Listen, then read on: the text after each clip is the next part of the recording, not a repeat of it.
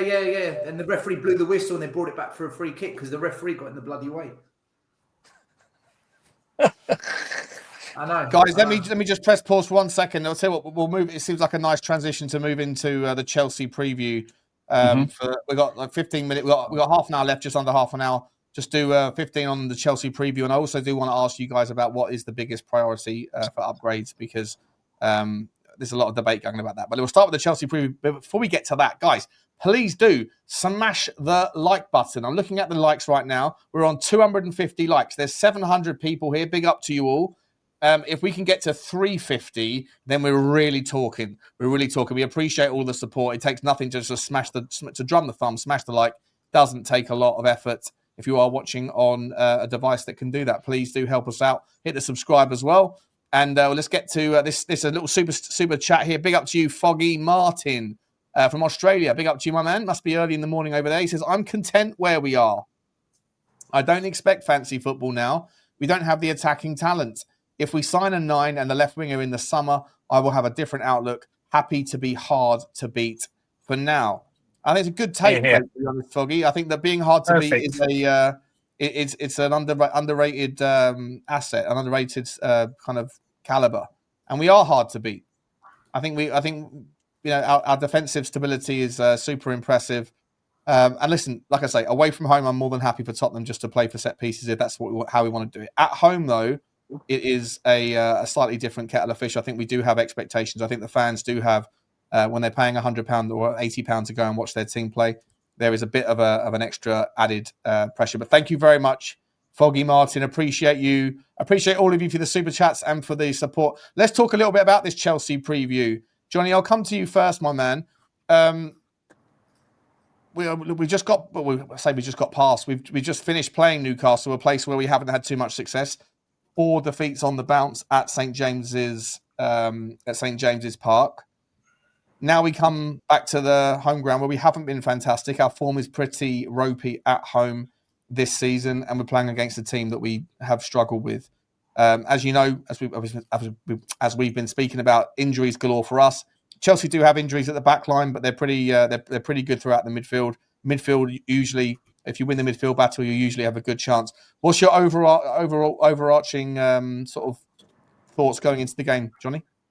Listen, we got a terrible record, as we all know, against Chelsea. I do think that, the fan support when we played Everton was superb. And watching a couple of videos, the fan support last night from the fans that all travelled up to Newcastle was superb. And I believe that on Saturday night, we're going to need every single person in that stadium getting behind the team. No moaning, no groaning, no going in saying we're beaten before we get in, right? And we need to pump it up, and we need to give them every chance, every bit of encouragement to overtake. What we already know is a handicap. We know that we are handicapped going into this game. Sorry, I'm live in the back of a cab at the moment. I've been stuck in here for quite. You're fine, mate. You sound fine. I just feel like we're up against it. We're up against it with a full team, as we have year after year after year, where expectations are high.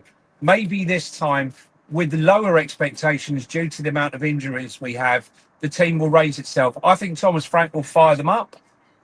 What we do know is that they will come to play football. What worries me maybe is the fact that on the counter-attack, they're far more dangerous with Pedro Neto and the likes, Estavo, than what we have in our team. But everything is possible, and I just think that he did have one eye, whether we like to think it or not, on the game on Saturday. I think this for him is very, very important. We need to arrest the home form now, because you just know, Sean, if we lose on Saturday, the fans will be coming for Thomas Frank again. They will, Johnny. But let me 100% agree with you. If we lose, especially having gone weaker, I mean, we've covered off the Newcastle game sort of fairly extensively, but having gone weaker for the Newcastle game, there is this assumption that just because we've done that, therefore we have to go full strength, and therefore we're entitled to beat Chelsea. What I would like to ask you, Johnny, before as sort of next question is playing ugly but winning against Chelsea okay? Or because it's at home, is there a higher demand to actually not just beat Chelsea, but beat Chelsea playing football rather than just playing for set pieces and doing it the kind of ugly way? Beating Arsenal ugly is 100% acceptable. 100%. And when you've got 12 protagonists all missing, when you've got 12 guys missing, and you're going into battle with 12, well, let's just say 5 or 6 guys who really you would like to think should be in your team, then I think, winning ugly is 100% acceptable. Because when all said and done, when we look back in history, who's going to look back and say, oh God, do you remember that one? We only beaten 1-0, a lucky own goal or a deflection. I don't care. When that whistle blows, if we've beaten Chelsea and we go away, we beat Arsenal, I'm celebrating it. I'm celebrating it, and so should we in our current situation. If we have a full team out and we have a great squad, then yes, you've got every right to be maybe questioning the quality of the victory, but not with the current situation as it is. Yeah, fair enough. Listen, I tend to agree. Stel, I'll come to you. Sugar Ray Valentine is putting in a good comment. Oh, John. Yeah, sorry, Johnny. What's your prediction for the Tottenham Chelsea game? Right, I'm going to go mad. I'm going to say we're going to win 2-1. 2-1. I'll just going to check my medication. Hang on. 2-1. Yes. Stella, I'll come to you. Sugar Ray Valentine, great name by the way, sound like a boxer, has said you try to play attacking football versus Chelsea, you'll get cooked. Not sure if he's saying the U is in the royal U or he's coming at it from a neutral perspective. Stel, does performance matter in this particular game, or is it all about the outcome? I totally agree with Johnny. There's certain games where no one cares about the performance, just get the win, and Chelsea is one of those games. The only time it's okay is when you play Arsenal, when you play Chelsea, and when you're in a cup final. No one gives a shit about how you play, just win that game. So I'm not looking at the performance, I'm just looking at the result for this one more than any game, more than most games. I've not been to one Spurs v Chelsea game under any manager, regardless of where we are in the league, where in the concourse, in the bars, in the pubs, and when the whistle blows for kickoff, the atmosphere is not electric. We will get behind that team. There is no doubt. We will be ready. We will have alcohol in our system. We will have energy. We will have noise. We will bring it. We always bring it to these games. Spurs never, ever fail to bring it. We will bring it, especially as we're above them in the league, right? We've got something to play for here. So the atmosphere is going to be superb.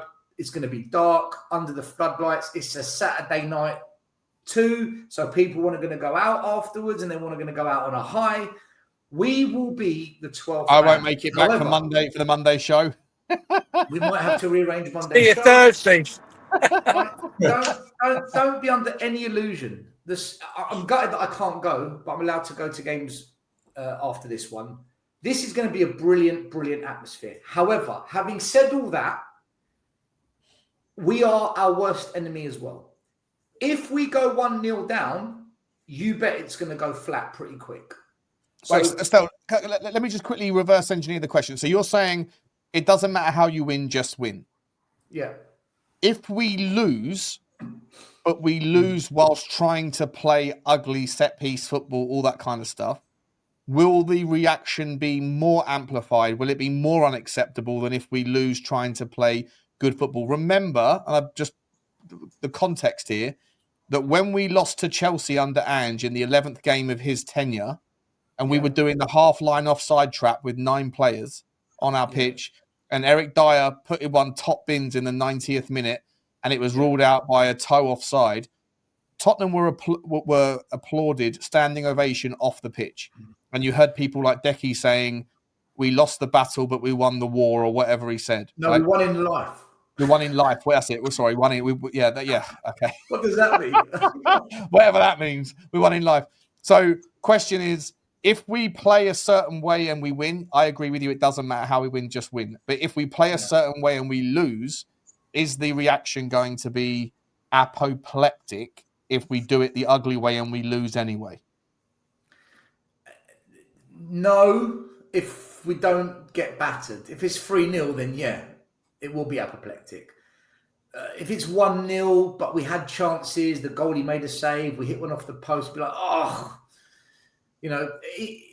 there's so many factors that come into this as to what will determine the fans' emotion at the end of it. It's ridiculous. It's, all it needs is one thing, like a refereeing decision might be the spot, be anything, right? Frank tells Matthias Tell to take the penalty kick so that we can equalise, and he misses it. Why the f is Frank giving Tell that responsibility? What's going to happen, right? So, he gives it to Tell. Tell scores the penalty. My manager never gave up on him. That's how you develop players. It goes from 100% euphoria this way to 100% depression the other way in a split moment decision, and that's football. Look, I think the atmosphere will be on point. The fans will do their job, but my concern is if we go a goal down, it goes very flat quick, because it will be. I tell you what, it will be, Sean. It will be a feeling of Chelsea always do this to us. This always happens against Chelsea, and that's going to be the feeling. Because I remember when we lost to Chelsea, I think it was 4-2 or 4-3 in this mental game. I think it was under Ange, where we scored one of the best team goals I've seen, but it was deemed offside to make it 2-0. When we went 1-0 up in that game.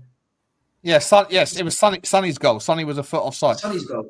Right. The stadium was electric that day. Yeah. But then we lost the game. Basuma with a ridiculous tackle, giving away a penalty when he didn't need to. It all just fell apart. It all comes down to we have to. I think we need to take the lead, because that will keep us on board. If we go down a goal, I think the fans just lose faith too easily, and it'll just be almost not a loser mentality, but it's almost the inevitable is going to happen, isn't it? Here we go again. So, what are you saying then?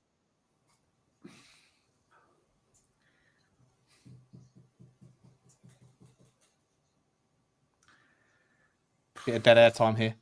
I'm gonna go. Wouldn't it just be typical for Frank to win this game?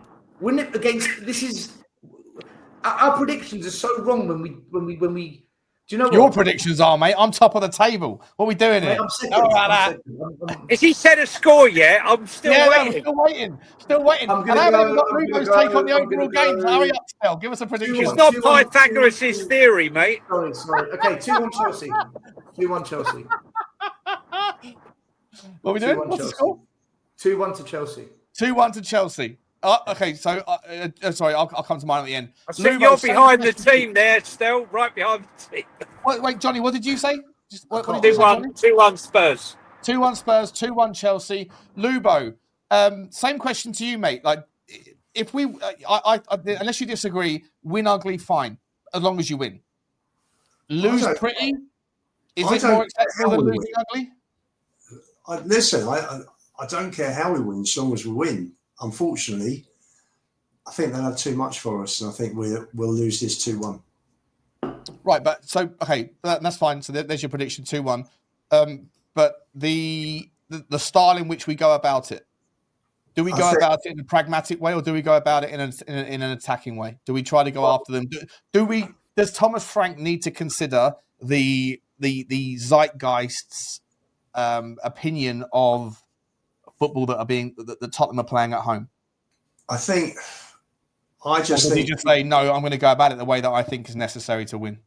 Absolutely, he'll do what he has to do to get the result. If we get Romero and Udogie back, that could make my prediction pretty redundant, because it'll add. They won't be back, mate. They're not even on the training ground yet, are they? I think the Doggy's just back, just back, but not with the full group, so he's not back in time. And Romero is. So I'm hoping.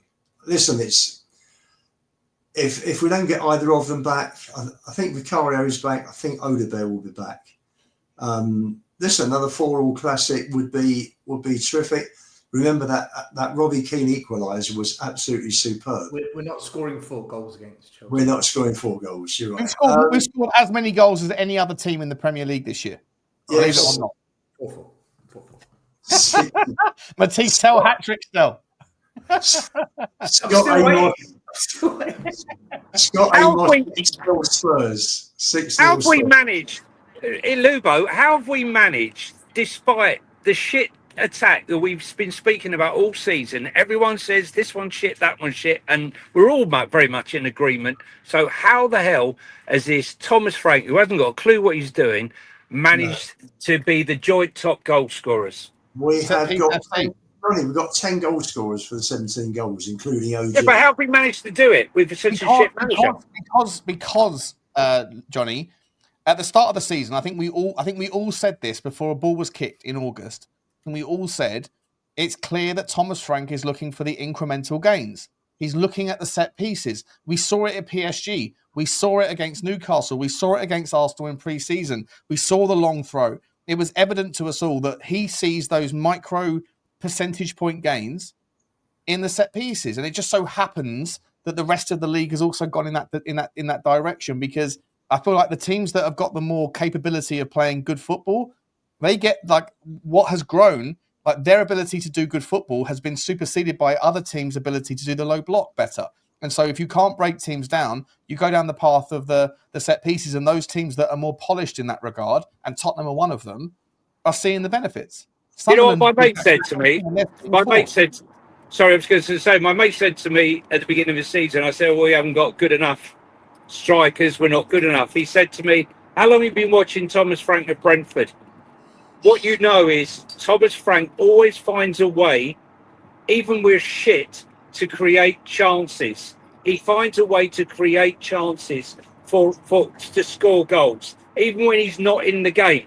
That's why they've always managed to somehow, not just throw-ins and set pieces. I'm not talking about corners and that. He finds ways, and I think we haven't had a chance to see that really so much from open play recently, because we don't have a Mawani, we don't have a firing Mawani, we don't have a firing Simmons, and so like all the pieces aren't together. But I'm really looking forward to seeing us when we have someone as exciting as a Vissa and a Buemo attacking and playing the manner which I've seen him play before. But I just think it's just interesting that I doubted our ability to score goals this season with the weak attack that we had, and yet somehow hasn't been attractive, but somehow we've managed to do it. But we've won 3-0 on 3 occasions. So of the 9 games, we scored 9 in 3, and then we scored 8 in 6. That's okay. So we've scored more than half in a third of the games. Was that West Ham, Everton? Who was the third game? Burnley. Oh, Burnley. Yeah, Burnley. All right. So Lubo, are you just around? We've got 8 minutes left, probably 6 by the time we've done the last super chat and things as well. He's doing it. Just quickly. So Lubo, you're saying you don't care. Like you want Thomas Frank to just if Thomas Frank thinks the best way to beat Chelsea is bore the life out of the game and just I don't care. You're okay with it. Yep. That's right. Listen, if you walk away after a game and you've won, a couple of weeks later you've forgotten. All that counts is the result. You forget about but the setup of the game has to be decided before the outcome is known. So my point is just like with the zeitgeist being so critical of the level of entertainment on offer, does he tell the team to throw more caution to the wind and play a little? Like I think that was part of the design on last night. I think that he said, play a little bit more, and we tried, but we ultimately were picked off on the other side because there's a consequence to being a little bit more loose, right? That you're going to be a little bit less tight at the back. We were 1-0 down in a cup match when they did take the handbrake off and go for it. True. We were playing well within ourselves at 0-0 for 24 minutes. True. Good point. So, So what are you saying? What's your prediction for the game, Lubo? Unfortunately, I think Chelsea will nick it 2-1. So there's 2-2-1s, and Johnny's saying 2-1 to Spurs. I'm saying 2-2. Stelios, just for my own ego rub, do you want to just give us a quick update of where we sit in the league table right now? No, still don't. You just make your prediction like we have without knowing what the table looks like. I'm saying 2-2. I've made my prediction. I just want to know how many points am I ahead of you lot? You know, that's what I do. When did we last beat? What's more important? When did we last beat Chelsea at home with Harry Kane and co? Yeah, a while ago. We haven't beaten them for a while. Sure, When was it? I'm sure when Dele Alli scored a header, wasn't it, or something? Yeah, 2-0. Right, so it's a regular occurrence. So we've got a fan base that is expecting Thomas Frank to go out and beat them with with no Son, no Kane, half the players that we have got missing that should be playing missing. Yeah, they are expecting us to beat Chelsea. All right, listen. So we have the predictions, right? Last topic. We got 5 minutes, guys. Quick 5-minute round table. Is the priority? Here's the last segment. Is the priority for January? January is just around the corner, by the way, and there's lots of rumours out right now. Quick take on these rumours. Today we've been linked with Jared Bowen of West Ham fame. We've been linked with Morten Hulmand, who's a brilliant 6. I don't think he's going to come to Tottenham. I think he's going to be City's Chakahawa. Samu Agahawa, well, he's been a link for a while. We've been linked with Scott McTominay, another 6, transitioned into an 8, into a box-to-box 8, but for me, nowhere near good enough at passing to fill the gap. But rather than talking about specifics, I guess the question I've got for you guys is, as the season has unfolded, is there any pivot in your sort of idealistic priority in terms of January? A lot of people were saying left wing is all we need. Like, that's the number one thing. Go and get Semenyo. That's probably not going to happen. Now people are saying, striker is the most important thing. Other people are saying actually a better midfielder that can connect the dots and can be the tempo master, the architect of the kind of, or the orchestra's kind of conductor is more important. If you were in charge of Tottenham right now, Lubo, I'll start with you and we'll go this way around. What would be your priority target? And we've only got a few minutes, by the way. Probably, because if they get Mwani up to speed, you can play him left. I would go for centre forward. On the 1% chance you inquire about Kane failing that, I would go and get Tony. If there's one now, I think having seen, you're still saying Harry Kane. I did say 1%. It doesn't look like he's. Kane's priority. Second is Ivan Toney ahead of everyone else. Yeah. Yeah. Okay. For me, definitely. Fair enough. So striker's your priority above everything else. Stelios, I'll come to you, mate. If you had the checkbook, who would you be writing checks for? Striker, I agree. That's the most important position we need to sort out. I don't care if it's Ivan Toney, Vuskovic. I'm really not bothered. I just someone that can put the ball in the back of the net from at least 6 yards out. When our strikers aren't scoring from 6 yards, we really are, clutching. So we need a striker, even if it's on loan for the rest of the season. We need some. We need. This club is crying out for a number 9. We desperately need a number 9. We can create. Frank has shown that we create enough chances to win games. We just don't convert the chances. So, all right. Yeah, striker as well. Johnny, over to you, my man. What were you saying? Well, for me, we need a left winger, we need a striker, and we need an out 10. And I mean old school 10, picking up the ball, chipping the ball over the top, passing the ball through the middle, right? Xavi Simons for me isn't that player, right? He's the hybrid. He can play alongside a 10, give us an extra creative flair. But I think 100% we need an out. I was against Vuskovic, but right now I think I'd take him if it was out on loan. Vlahovic. Vlahovic. I would take. I'd probably take a Lookman. Malik Fofana we've spoken about, but I don't. He went off on a stretcher. He's injured until February now. So that's gone. But the 10 is the question mark. Where can you find that magical 10 that this club has had historically, going back through the years? We've always had a fantastic Sunset from Bilbao, from your club. Yeah, possible. But we need those three players. Those are the three positions. And let's not forget, we need an out-and-out top quality left centre back. If we're not going to, unless Vuskovic is going to play there somehow. Akaluch isn't a bad shout. He looked fantastic, didn't he? When he we spoke about him, but a lot of people thought he was too weak. But I would 100% take him happily. Sorry, Sean, can I add that I would prioritise a left winger if Mwani begins to start scoring goals. Sure. If Mwani finds his feet and starts scoring, then I'd go for a left winger. Yeah, fair enough. Guys. Yeah, for me, I still maintain I want to see the easiest transfer in the business. I don't know why people are underrating it. I just think, for me, Ademola Lookman solves so many things. He's a far better player than he was when he left the Premier League. People that remember him at Fulham, Charlton, Everton and Leicester, he's far better. And he's got 24 goal GA in him in the and he's doing it this season. For me, he's a brilliant player, and he'll be cheap as chips as well. We're not going to get Semenyo, so let's not bother. But guys, that's it. 59 minutes, 1 hour 59. We've got 30 seconds. Just want to say a massive thank you to Destiny. I didn't get a chance to say it out. Thank you very much for the super chat, my man. I blame Eugene as well. Big up Eugene. Poor Eugene. Poor Eugene. Poor Eugene's getting it tonight. We haven't got any more time to answer any more questions. But guys, we're going to leave it there. I want to say massive thank you. Please do leave a like, leave a subscribe if you haven't already. Get over to us, the Spurs 5 on the podcast format. And we will see you on Monday. Thanks, everybody. And as always, bye. Bye.